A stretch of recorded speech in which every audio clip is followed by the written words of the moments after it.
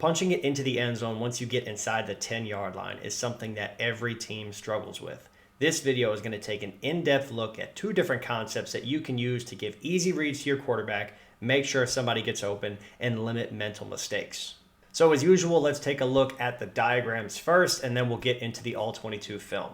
All right, so here is our first concept. This is from the Rams. And I want you to look at this overall structure here. Essentially what we have is a smash combination with a high-low on this side, and then we're gonna have everything else drifting in, okay? Now, this is the base way to keep your quarterback's QB tunnel vision here, staying on this side of the field and then kind of just scanning. Everything runs into his window, so he doesn't have to go from here to back over here. It's just a very simple scan of it's a high-low on the corner right here, and then scanning across the field right to left on this play right here. So this is quite a nice play. And then what the defense is going to do to defend this, essentially they have their corner, they have their safety, and they have their will, and they're going to play 3 over 2. And then on the backside here, they have the corner, they have the nickel, the free safety, and the Mike, and they're going to play 4 over 3. This is the general way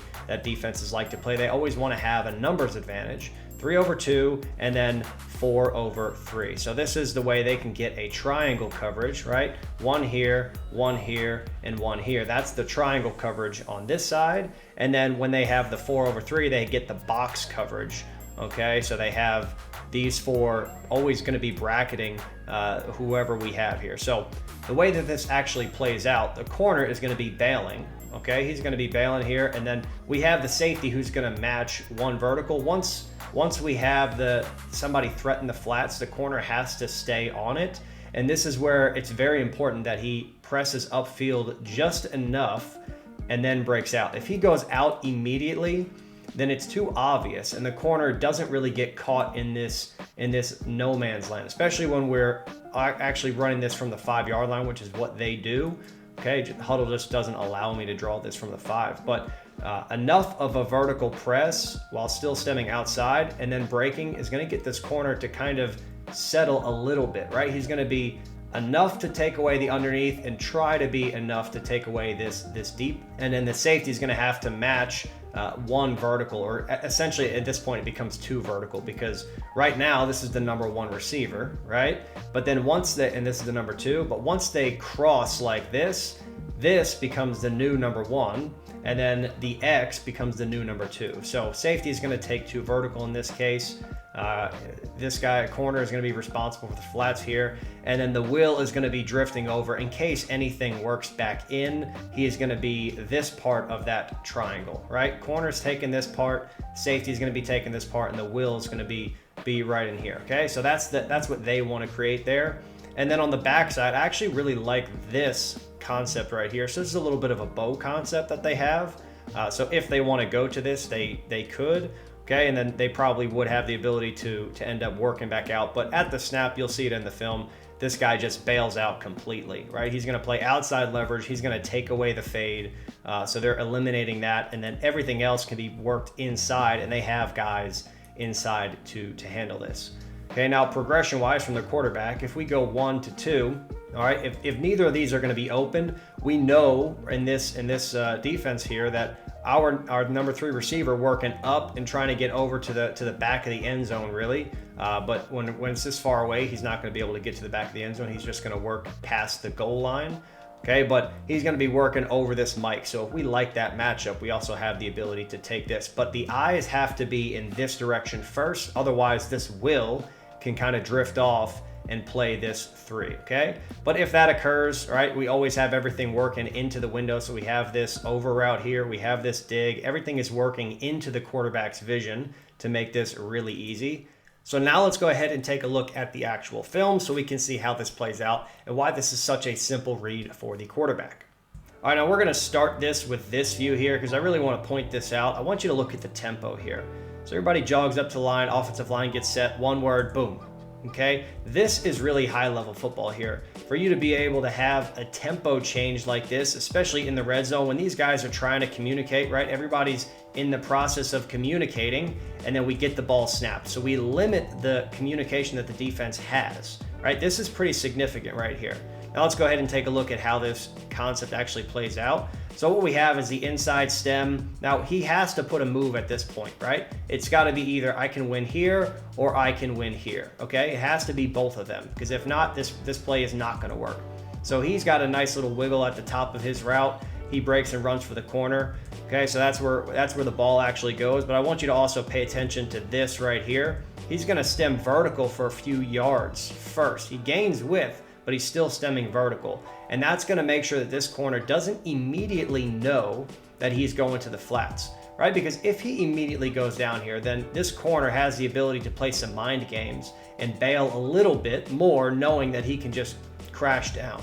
Okay, but if this corner is kind of put in that bind because it's stemmed vertical first, it slows down the thought process.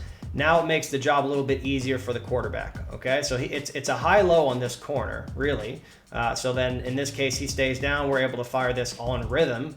Really, really great catch here, okay, for the touchdown. And if that weren't open, let's say this guy plays this quite well and he plays this quite well, this is what we have on the backside, okay? Go back to the beginning of the route here. We've got the number 3 receiver pressing over the mic, getting to the back of the end zone here. And right when he gets over that mic, he's going to turn it and try and flatten this out. And then if we needed to, okay, if this wasn't there as our first read, that's not there as our second read, this is going to be our third read. Okay, and then on the backside, we have this really nice bow concept, okay, essentially, which is just a little bit of a stick route or a hitch, and then the dig kind of curl on the backside here, okay? So we have the ability to option this guy if that is the case here. So he could actually start on this side, but I think probably telling the coach probably telling him we're always going to be working 1 to 2 to 3 with this, then we come back and we work this on the backside if something is there. And now let's take a look at another way you can win these one-on-one matchups from a little bit further out. This one's from the 10, and this is also a pretty significant play because this is Brady's last touchdown in the NFL. So let's check it out. All right, so what we have here is a 2-by-2 formation, and everything is going to be flowing to the left here, okay? So first read is going to be over here, and then everything works back into this, okay, into this area aside from this second read here, which is going to be a quick one here. All right, so let's take a look at why they set it up like this. Right now, we're 10 yards away from the goal line. If we have the same type of concept that we had last time, which is something like this, then they could very easily pass this off early, okay? And they can pass this off and then they can solve the problem, right? And we don't want that. We want to make this more difficult for them to communicate. So everybody's going to stem vertical here, right? On this play side here, we're stemming vertical, and then this is the breaking point for both of them. So what ends up happening is the corner gets a little bit, he just gets stuck on his guy. He presses vertical, he gets stuck, and now the safety has to come and try to cut underneath of this, doesn't win the battle, and then we're able to have a really nice throwing lane out here for an easy walk-in touchdown. Okay, so this is another way to kind of play with the rules, right? If we have, again, if we had something like this, that's easy for them. That doesn't really manipulate their rules too much. If we're closer, if we're on the 5-yard line, that's a different story. But because we're further away, that's more time for them to react. So now we can do that. Okay, you could also do the same exact thing with something like this, and that would be the same idea, right? But the only problem is this is a little bit harder of a throw for a quarterback, and there's a lot less space down here in the back of the end zone, okay? So this makes it a little bit tougher.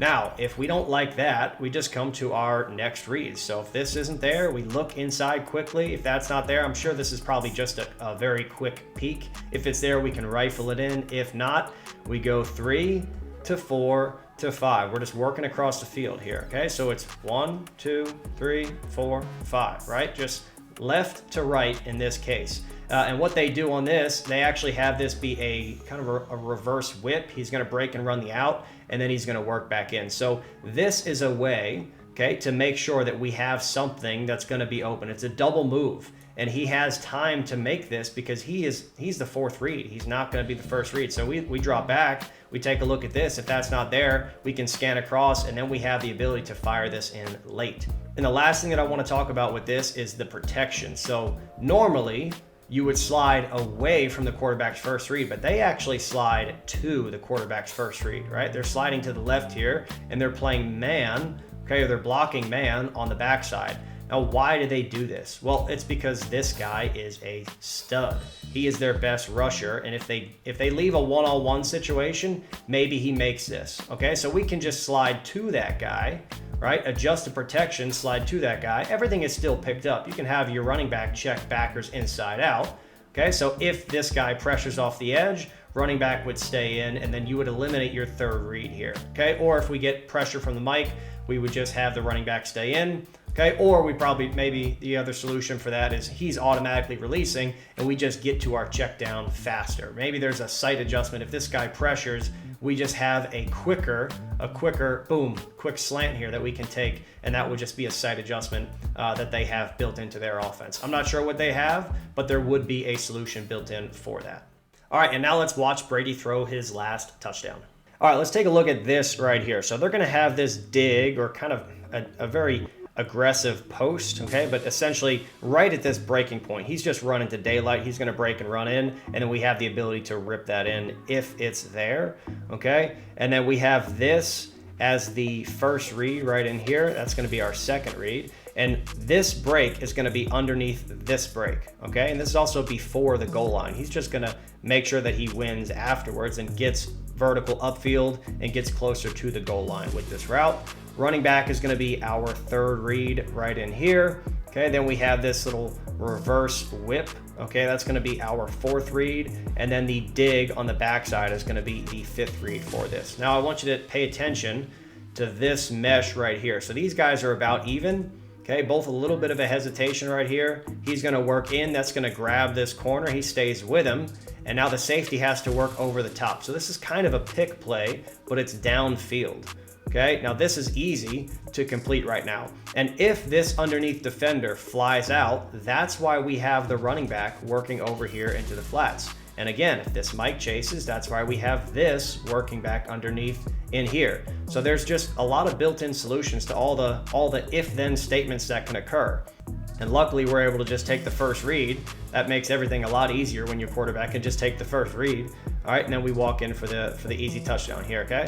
So I want you to also pay attention to, you don't necessarily have to tell your guys that they have to break at the goal line, right? You have to break at the goal line. If you just break a little bit before, okay, right here, he's breaking down at about the 3-yard line. This is where that break begins. And then he rolls to it, okay? When he catches this, he is not in, okay? But if he has the ability to quickly put that ball over, we'll take that, right? That's what you want.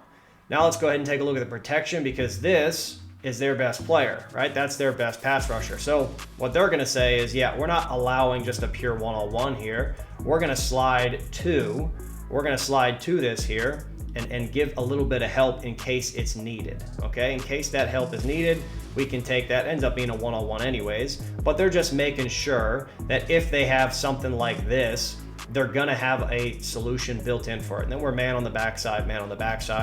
Running back's gonna release out. Okay, great job by Brady, just standing in the pocket, taking his first read. Okay, this is a really nice pocket for him, and good accurate ball. This is something also that's quite important to note, is the ball placement, okay? On all these routes here, when you get into the red zone, you have to be a lot more accurate. This is a really accurate ball here.